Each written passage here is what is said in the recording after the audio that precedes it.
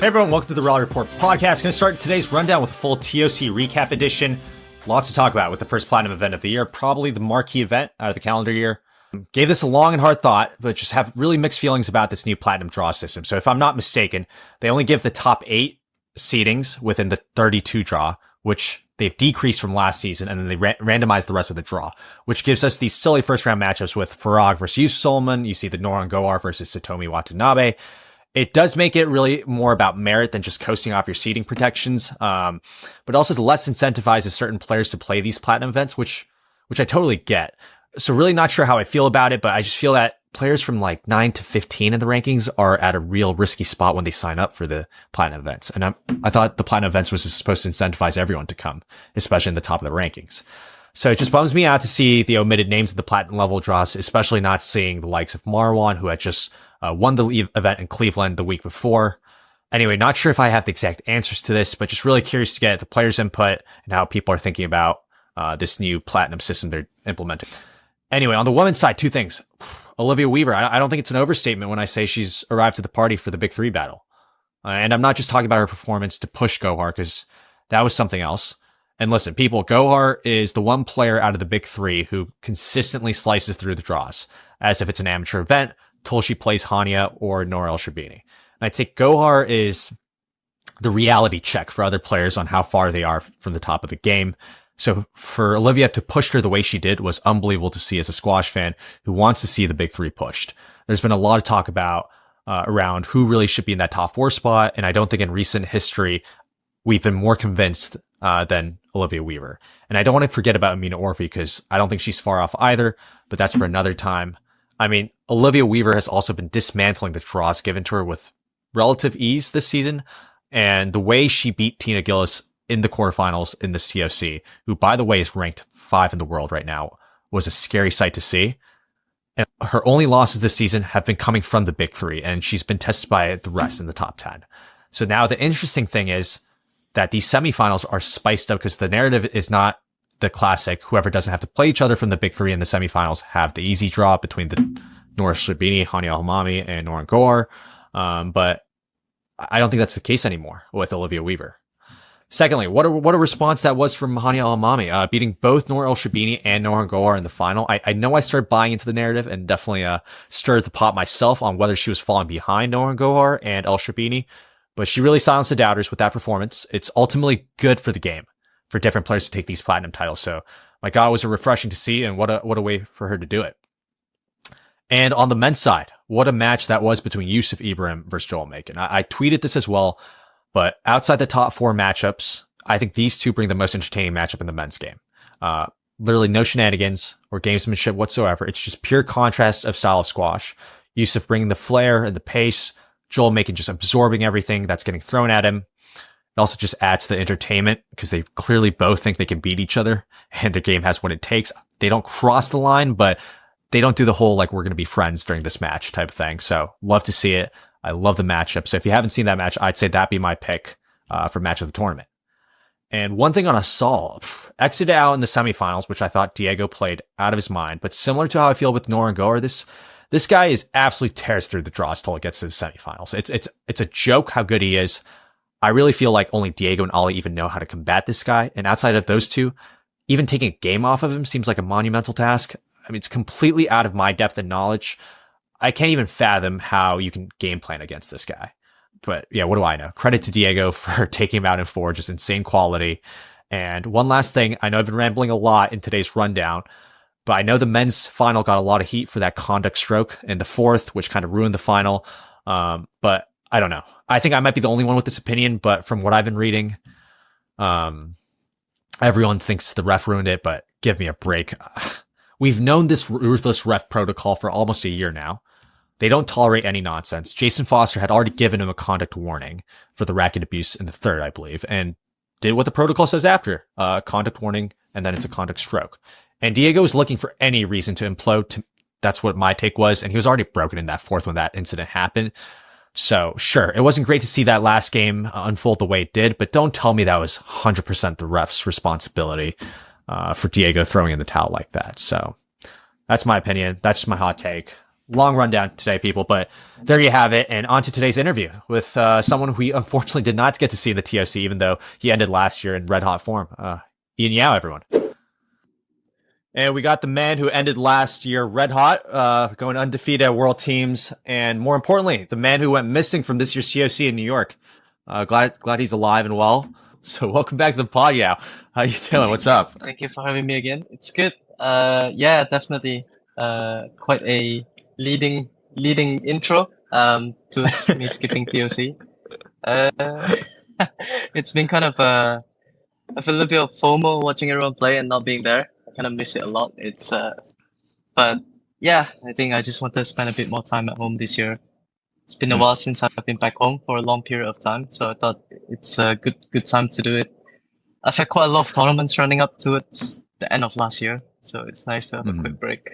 I mean, I was going to get to the bottom. I was getting to the bottom of this. I think a lot of people are curious why you weren't participating in the TOC, and I think you and Marwan El Sharbagi were the big names that were opted not in this tournament, which was a bit of a shock to see world number 10, world number 13, respectively, both opting not to play a platinum event.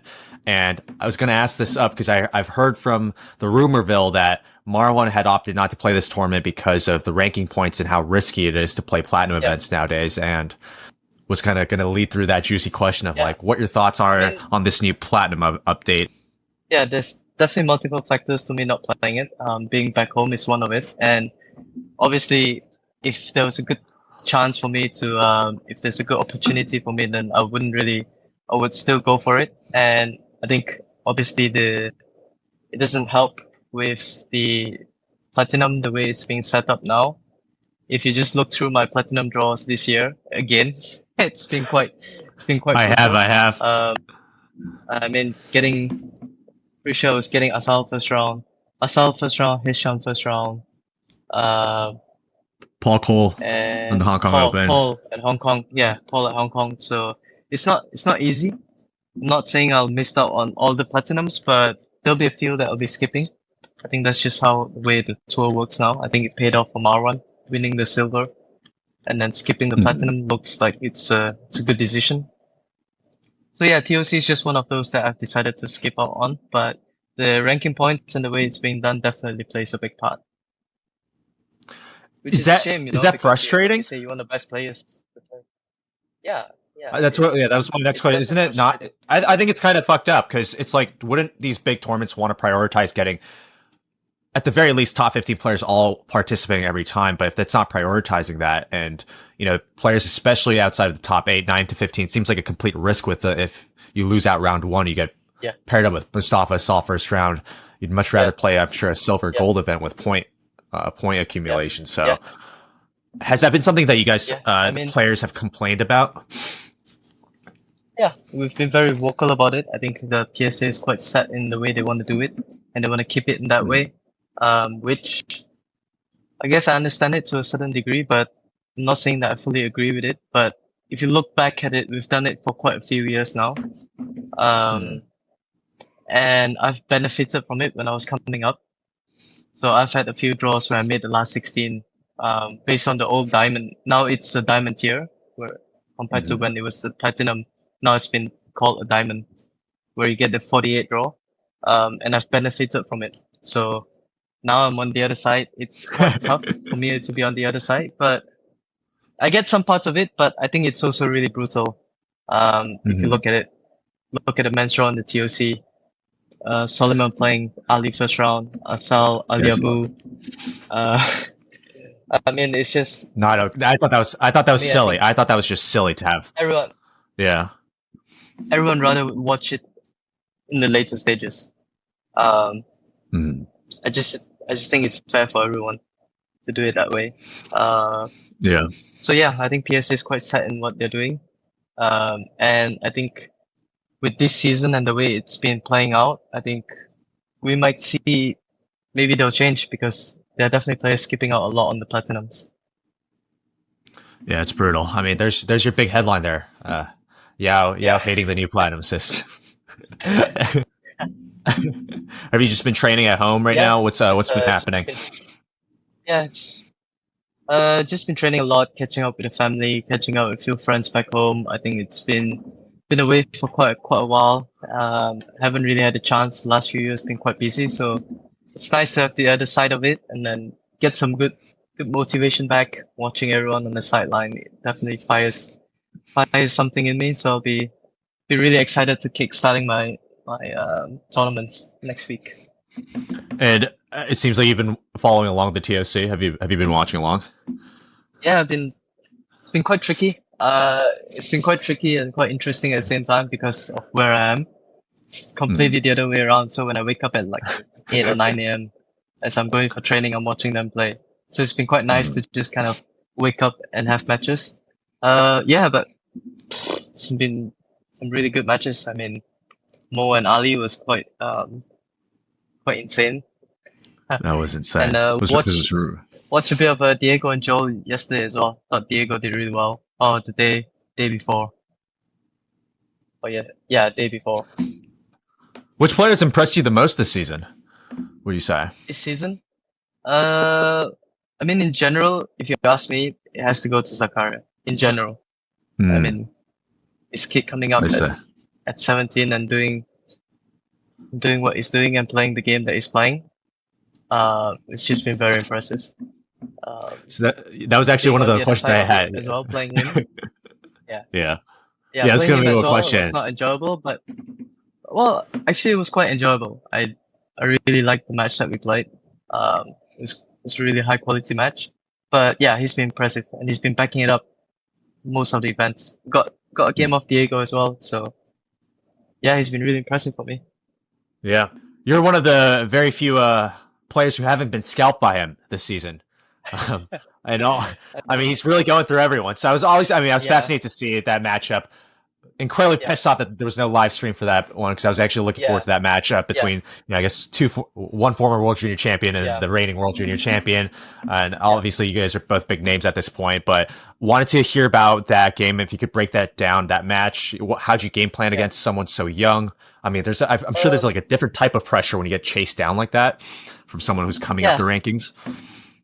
For me, I think the way I went into that match was just basically thinking that he's just like any other player. I think it's definitely not easy to not get caught up in the hype and getting too worried about the match or getting too overthink about the matchup too much. Obviously, someone with that much talent and someone that for us relatively new on tour because we haven't had enough footages of him playing stuff like that. So it's quite hard to gauge what's about to come. And for me, anyways, when I first stepped in, it kind of felt like I was really taken aback by how solid it was at the start and how mature his squash was. But yeah, if we break it down to just any other player, I think it was fine. There was still a lot of pressure, obviously, from his squash, but yeah, it wasn't.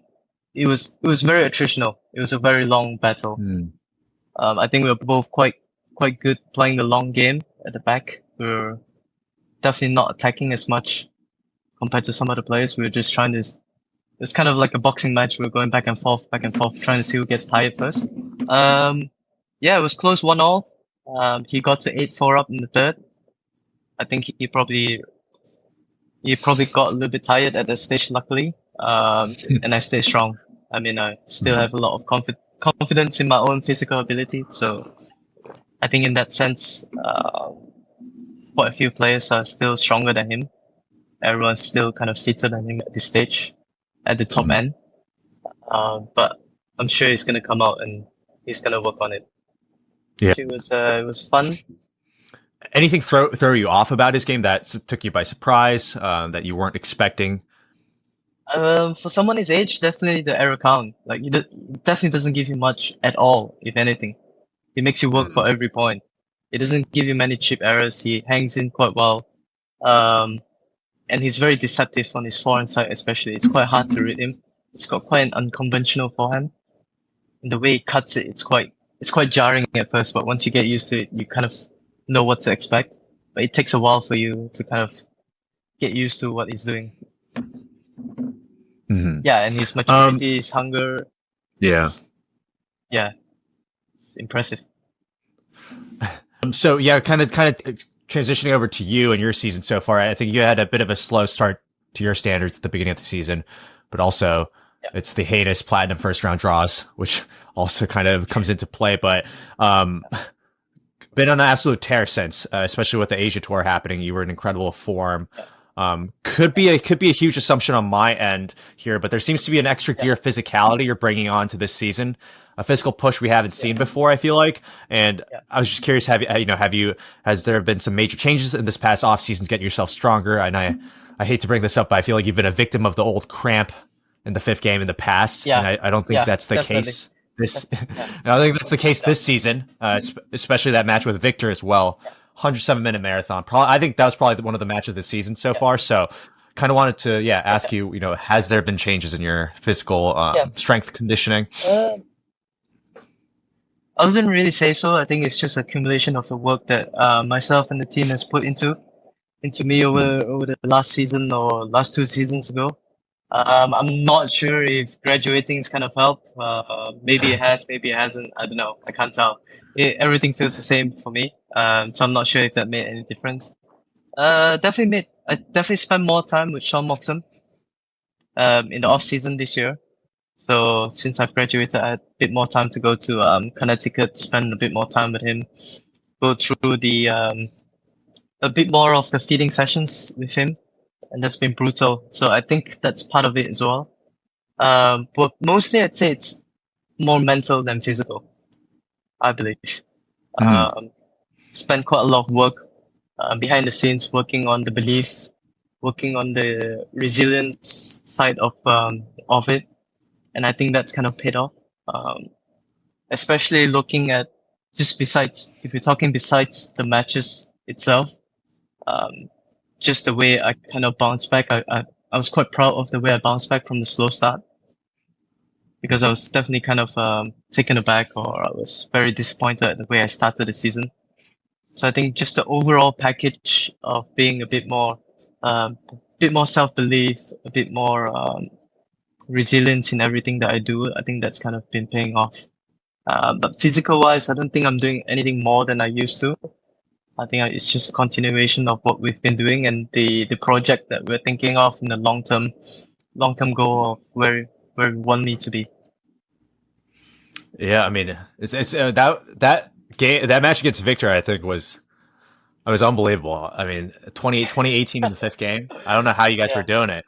And I was honestly, I mean, if someone was rooting for you, I know the whole cramping thing has happened in the past, but I was like, he's not fucking cramping anymore, and he looks faster in the fifth game. Just a little bit. But I guess it's the old man strength kicking in after graduation. I was definitely running on fumes, but yeah, luckily the cramps haven't been coming in. Not too sure why as well. I think can't really pinpoint anything that I've been doing differently. So I'm just Is that luckily it's not happening. Is that something in the back of your mind in fifth games when you're having these brutal battles that obviously you've had to deal with that in the past? Anymore. I mean, not anymore. I wouldn't not anymore. And even in the past, when I did have cramps, it wasn't like I was holding back myself and then I was worrying about the cramp. It just come. So it's just like I'm pushing, and then it goes, oh shit, I'm cramping now. What does recovery look like after a brutal marathon like that? I know you had Farag the day after, which I'm sure is not the best news you want to hear that you have to play, but after a 5-game 100+ minute battle, what do you immediately do to make sure your body's right for the next day? I mean, I guess same with everyone. Just a lot of just try and get some food in me as soon as possible. Just making sure I run through the motions of the walk down, get on the bike. We're lucky enough that the Malaysia team have physio with us the whole time now at most of the major events. So the physio will be on site stretching us and making sure we're getting all the recovery things that needs to be done. But for me, the biggest thing is about tuning out. I think it's quite easy to be constantly tuned in to the match kind of adrenaline kind of high intensity mindset the whole time. So for me, after a match, if I could really wind down, that helps me a lot. if I find myself thinking about replaying the match a little bit too much, then I feel that the next day I get mentally tired. So for me, it's about winding down, making sure, because all the basics is there. Everyone knows how to warm down. Everyone knows how to recover. And for me personally, the best part of it is just winding down. But I'm sure different players have different things. Yeah, no, fair enough. I kind of want to touch on that match because that was such a brilliant match with Victor, and I had Victor on a couple weeks back, and he was kind of breaking down that match as well for him, and wants to get your side of how you approach that game plan, and also, I mean, it seems like you kind of have the best of him on that matchup, but just against Victor. You seem to maybe you read his game a bit better than other people, but is there a confidence level in you when you have that matchup in play? I mean, it seems like an enjoyable battle between the two of you. So yeah, would love to get your breakdown of that match. Yeah. I mean, I wouldn't say I really enjoy playing him that much, but even though the hit-to-hit definitely looks like it's in my favor quite a bit. I think we've played a few times, 3 times now, over the years. I think to a certain extent, maybe it doesn't expose my weakness as much as compared to some other players. I think that might be the part of it where I could really feel that I'm moving quite well when I'm playing against him. And yeah, I think, to be honest, I think with that match, I think it kind of just went down to who made a bit more errors at the end, or some tactical decisions at the end, or it was really close, the first 2 games and the 5th. So I'd say those are the kind of small differences that kind of made, they kind of swung in my way at the end, but it was so close. I would say that's such a close match. You could never, I can't even explain it. Proudest match of the season? Of the season, yeah, I think so. So far. I think of proudest in terms of the way I backed it up, but not in terms of my performance. I don't think I was the proudest with my performance, but the way I backed it up in context of winning the Malaysia Cup the week before and coming into Singapore. I think that's something that I was really proud of. But definitely I didn't feel like I was playing my best squash at all because I was still quite edgy about my physical. So I was still recovering a little bit from Malaysia. Mm-hmm. Which match would you say you're the proudest in terms of just performance based? I think my match with Solomon in the finals of Malaysia. Yeah. Just in general with the context of everything, just being back home, I think that helps. But it can work both ways, right?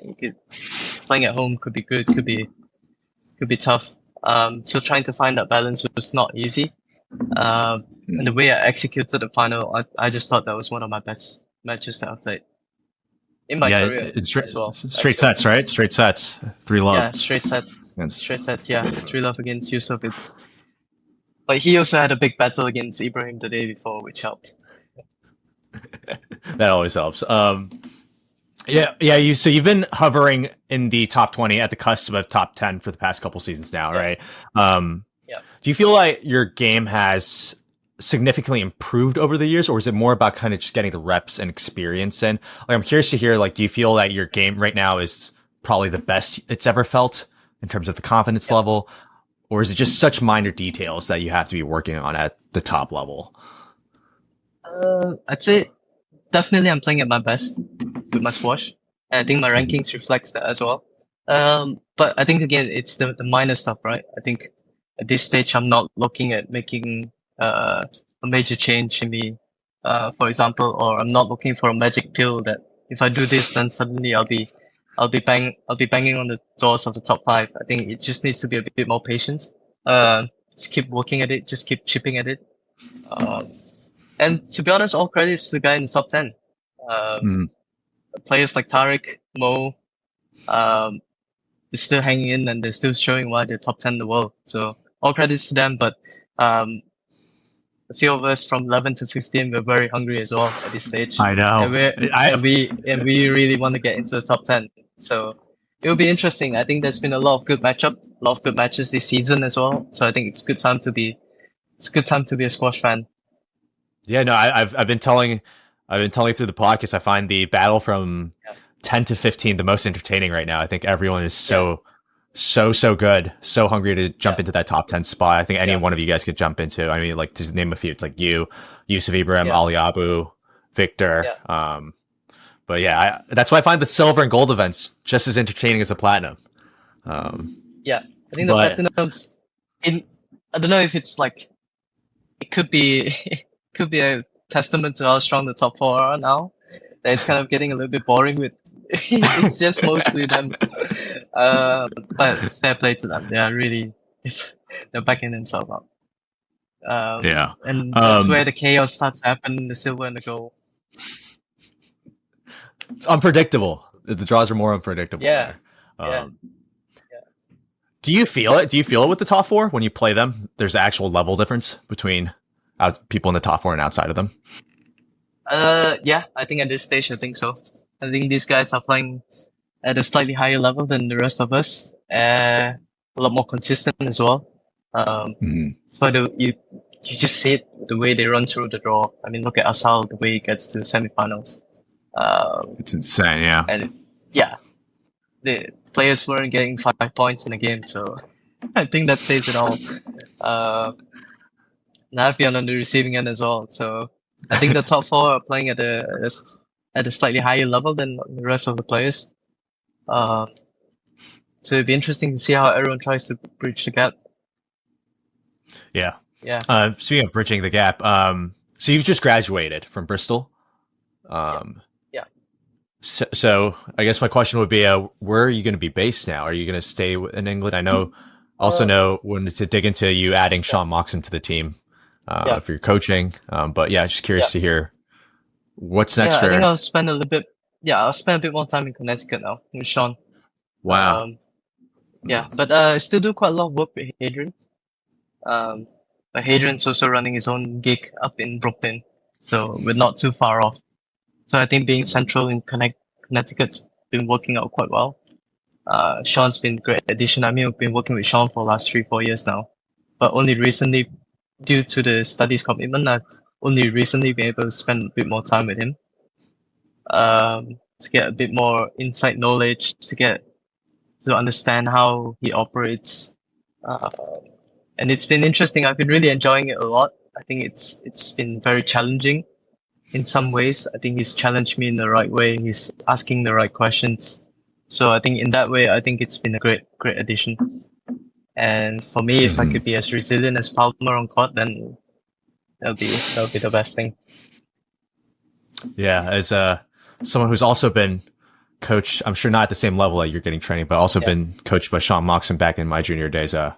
Those sessions are pretty ruthless yeah, on pretty the pressure intense. session. Yeah, Yeah.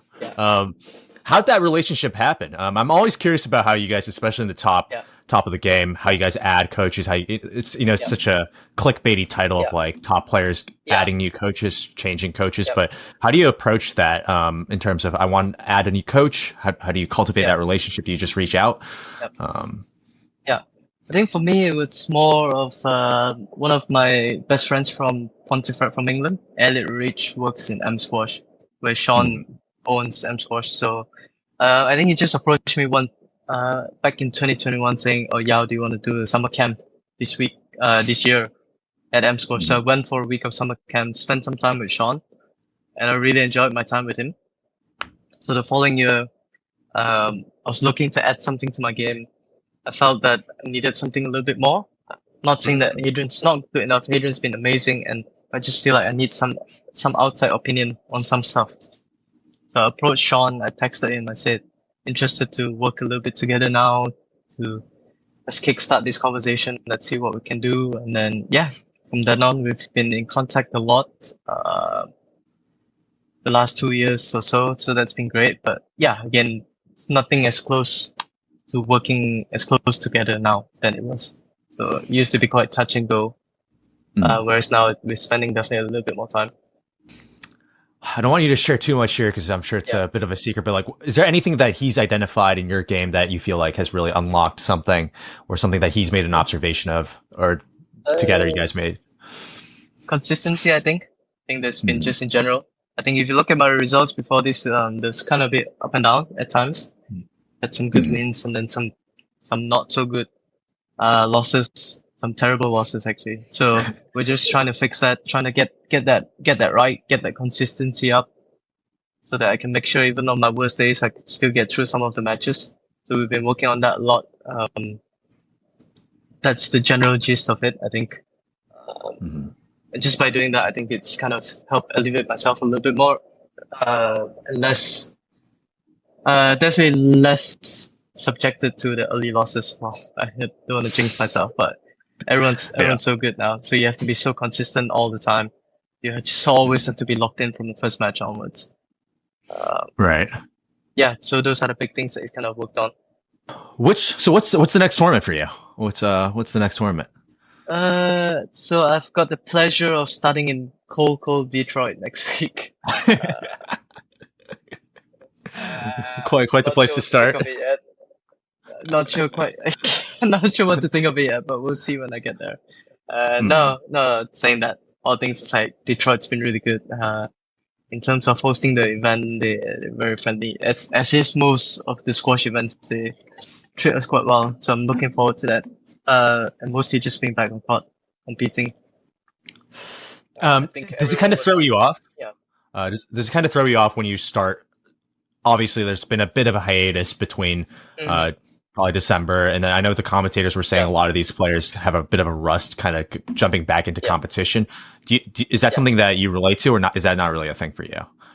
I think there'll definitely be some part of it, but we're trying to replicate that kind of scenario back home. So we've been trying to get a lot of match plays, to get myself prepared for it. But obviously it's not the same as playing an event. So I'll be definitely a little bit on edge when I start next week, but we'll see how that goes. But saying that, the amount of matches that we were going through towards the end of last year was definitely not sustainable. So there needed to be a break at some stage. Because I literally started from China and I did not stop week in, week out. Yeah, that World Teams thing was brutal. You got to play so many different matches every day. Yeah. So, and World Teams playing at 1 every day, it's just, you're just getting run through. It's nice to have a bit of the last question I had before I kind of wrap it up was state of squash in Malaysia. I know Olympics is coming up. I also wanted to add the addition of the fact that I feel like you guys are probably in the Asian countries probably the most well funded. I'm sure there's pressures that comes with that, but how has the Olympics changed that initiative? Do you feel like the country's in good hands in terms of junior programs and the senior program?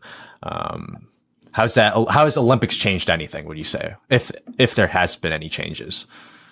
Yeah, definitely. I think in a good way. I think we're definitely getting a little bit more funding. We're getting a team now for squash, just for squash itself, which has been a bit of a trouble back then. I think we've really wanted to. What I mean by a team is because we have like a sports institute in Malaysia, and they have all the sports scientists. They have all these people who are the physios, the psychologists, and everything like that. So we've always been pushing for them to just work with squash, just be with squash and handle us for the year in and year out. So we've been lucky enough that they've assigned them to us. So they're just with us now, so they can fully focus on us.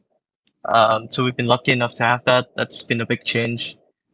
Funding, there's been a bit more funding as well. So we can go and be, based overseas more, even though we were already based overseas, most of us, we have the flexibility now to do it a little bit more and to kind of even pick and choose sometimes if we want to have a coach with us at events, which is a big plus compared to a lot of the other players. And we're lucky enough to have that.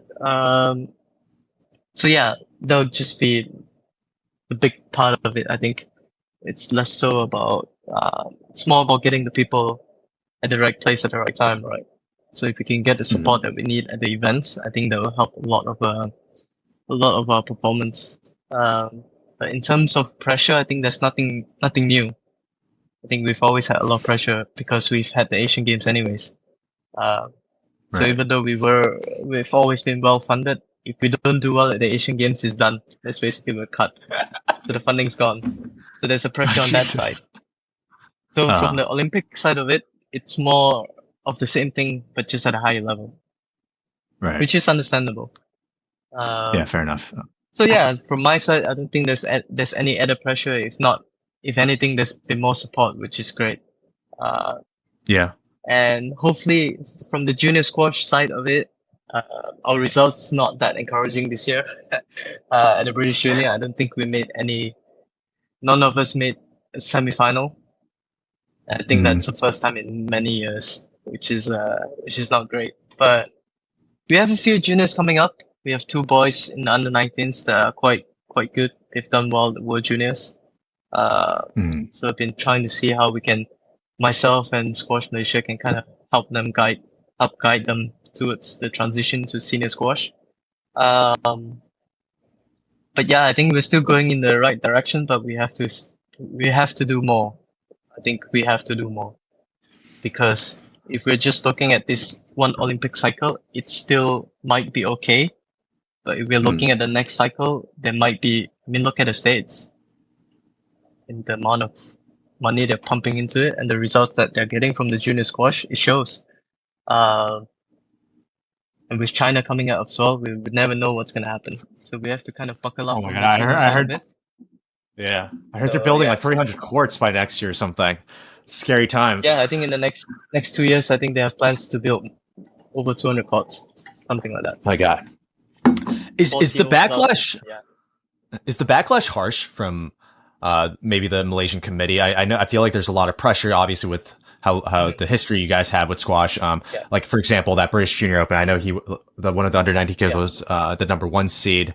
Also, like I'm sure world teams events, you guys obviously didn't. I mean, I thought you played great, but as a team, it didn't perform as expectations. Are they harsh on you if you don't bring upon those results, or is it more focused on like the big events of Asian Games? I think there's still a lot of emphasis on the Asian Games, but I think I wouldn't say they're harsh, but they're on top of it. So it's a good way to put it. We have to be, they're on top of it. So if there's too many consecutive results like that, we'll be in big trouble. Because at the end of the day, it's government funding, and we have to answer to someone with the results that we get. Quite corporate out there. Yeah, I mean, it's KPI. It's the same. It's the same for us. It's KPI. But yeah, I mean, it's. I don't mind it. I don't mind pressure. I think I've said that in a few interviews before. I don't really mind pressure. I think it's part of being a top athlete. Yeah. So I think Squash Malaysia is in good hands, but we have to still be aware. We have to be cautious going forward. Yeah. No, fair enough. Yeah, I'm gonna wrap this up with the blind rankings. I know we did the quickfire last time, but I don't know if you know blank rankings, but I could explain if you don't know, and if you do know, I'll just fire them off. Fuck, I hope he hasn't seen any of the other. You do know? This is the one you just give a top 5, right? Top 5. Have you? Top 5. I hope you haven't seen my other episodes, so you don't know what the fucking names are gonna be. I kind of know a few of them, but anyways, go for it. Oh, everyone has different opinions. So. Yeah, that's true. Okay, I'm gonna start off with Farag. I like Farag. Farag? Me. 2. Shorbaggy.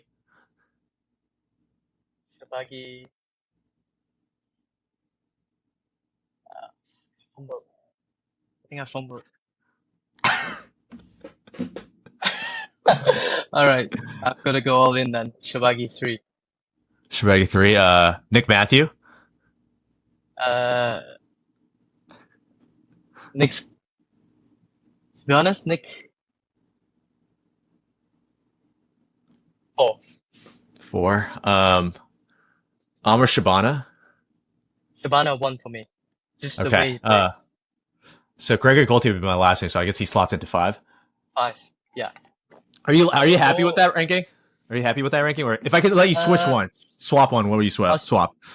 If I'll swap, I might swap Farah and Shabana, but I'm happy with the rest. I know I said this was the last question. I'll wrap it up, but I'm actually curious. I feel like this is such a split opinion here, but about people comparing Farag and Shorbaggy's career.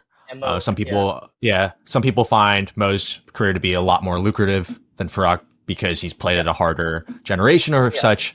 Obviously, Farag's Yeah. been a bit more dominant with titles. I mean, Yeah. I think most collective. So I'm curious how Yeah. you, as a player, how do you value those two careers? I think it boils down to two things which you value more, right? I think if you value performing at the biggest event of the year more, or if you value consistency over the years more.